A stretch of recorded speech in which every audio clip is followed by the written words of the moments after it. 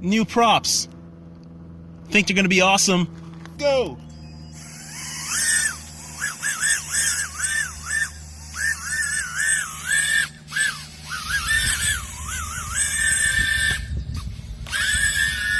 Yeah! I can do flips.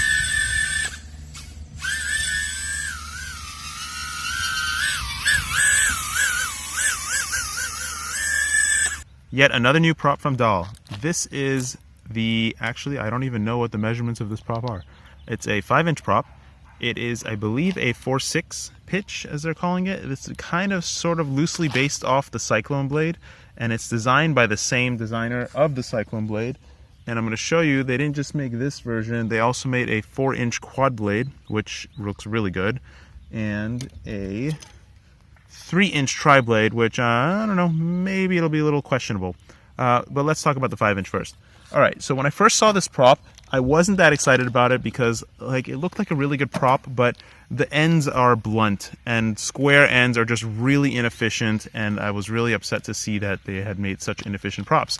But what the square ends do give you is that they give you that immediate punch. When you give it some gas, it really throws the thrust down on you, so you have really good low-end control.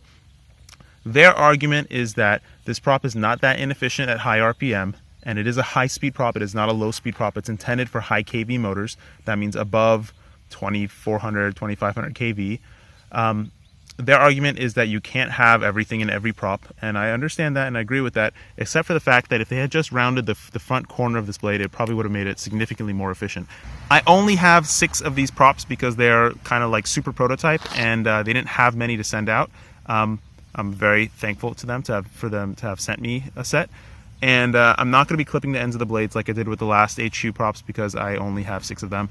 And I think they're actually going to be pretty good. And here's why I think they're going to be pretty good. So let's first off look at the flexibility of the prop and the flex profile. I don't know if this flex profile really means anything, but you can see that it has similar flex profile as other props that I like, which is the outer third or outer half sort of flexes, and the inner 2/3 mostly or half stays relatively stiff. They are lighter props. The Cyclone blade is 5.6 grams and many other props are above 5 grams. These are 4.3 or 4.4 grams, I think 4.4, maybe 4.5 grams, around that area. So they're a lot lighter, but aside from that, you got to look at the weight distribution of the actual plastic. Most of the plastic is in the center, so you're only going to get the inertial rotation of this prop is going to still be very low because there's very little plastic out at the ends. So the motor is going to have a pretty easy time spinning it, and it's probably going to feel like a lighter prop than it actually is. That also being said, because the plastic is kind of soft, the ends of this prop, let's look at the pitch profile. The ends of this prop, kind of hard to see in the sun, but the ends of this prop are probably going to flatten out at high speed, and that will help with the efficiency a little bit. I don't think they're actually going to be hideously loud props. I think they're going to be reasonable. They're not going to be any louder than a 5x4x3 of any variation from HQ or whoever else. I think they're going to be really fast. The scoop is really aggressive, and at high speed, I think the end of the blades will thin out a little bit, and you will the scoop in the middle will actually take over, and they should be really quick props, and they should have very even thrust throughout the entire throttle range. That means that it's not going to be like a traditional prop where most of the thrust is down low, and it's not going to be like the racecraft props where not most of the thrust, but most of the speed is up high and it really doesn't do anything down low. I think this prop will actually have good control down low, and it will have very high top speed as well, but it is going to be pretty inefficient because it has the square ends. I think that this prop would definitely be improved if they had just give it a little curved tip, just like the Cyclone prop, and I don't think they would have lost a lot of thrust or control down low, but I'm going to test it and see how it is right now.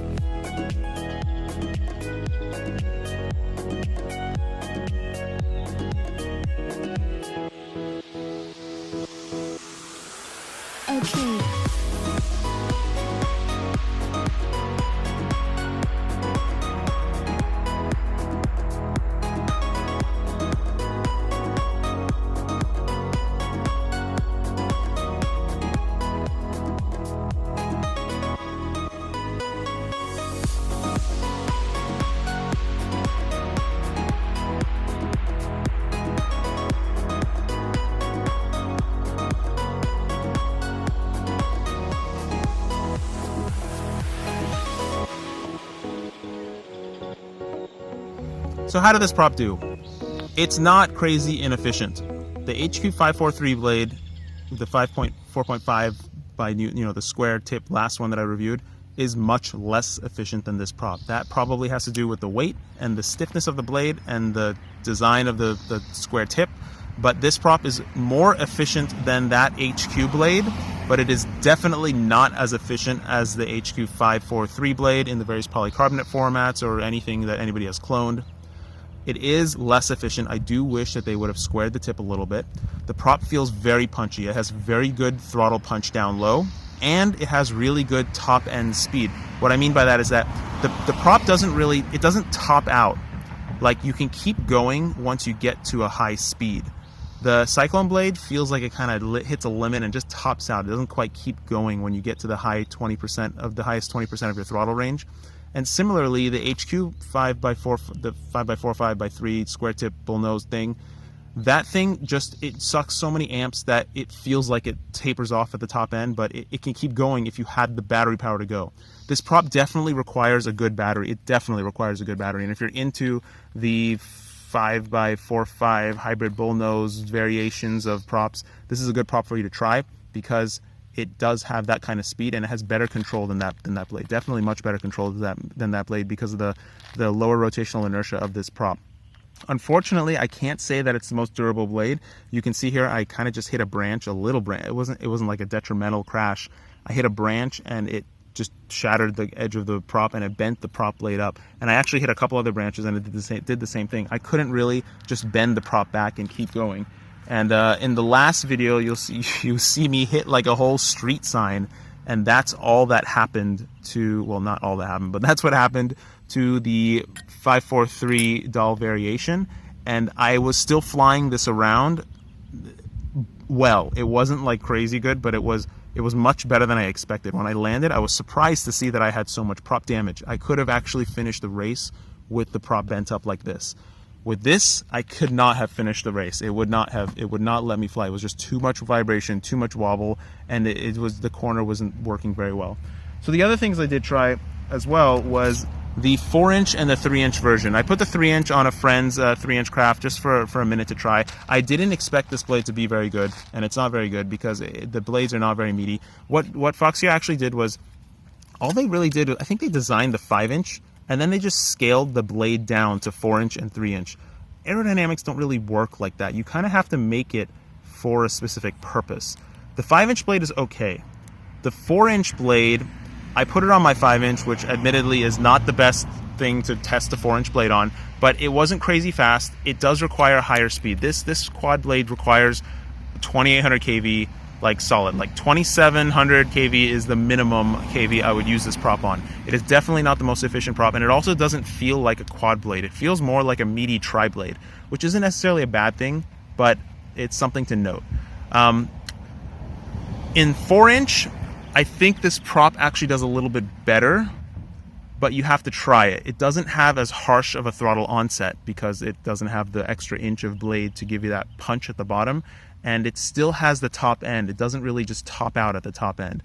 In general, these are high-speed props because you can see the scoop of the blade is so far into the hub, so you really have to get it going at a high speed in order for that scoop to really take effect. The 3-inch version, okay, so here's the thing about prop sizes and motor sizes. As if you think about it, when we go up in stator size for really big props, like 21-inch props, where our stator size doesn't go up like linearly with the prop size. These motors, they have a lot of torque. So as you go down in prop size, the motors don't really lose a ton of torque. So you can run bullnose props in smaller sizes. Additionally, because the prop is so much smaller, the blade tip is not moving as fast, so it's not creating as much drag. So it's easier to push a smaller blade. So you can run a more aggressive blade. In 3-inch, I prefer the quad blades, all the quad blades. There's a racecraft version, there's an HQ version.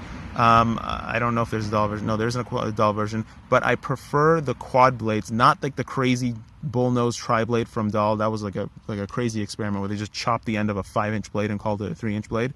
But this kind of a 3-inch prop in a quad blade, non-bullnose, just because it is kind of a little too aggressive if it was bullnose. That is my preferred prop in 3-inch if I do fly 3-inch. I don't really fly 3-inch much. This prop just doesn't create a ton of thrust. it feels okay. It's not that special. Really, this blade shines in the 4-inch and the 5-inch. The 4-inch is okay. You should really compare it and see if you like it. The 5-inch is also okay. You should also compare it and see if you like it. These are both battery draining props. They're not nice to your batteries. If you're in that kind of mode of killing your batteries, give it a shot and see if you like it. Don't forget to floss.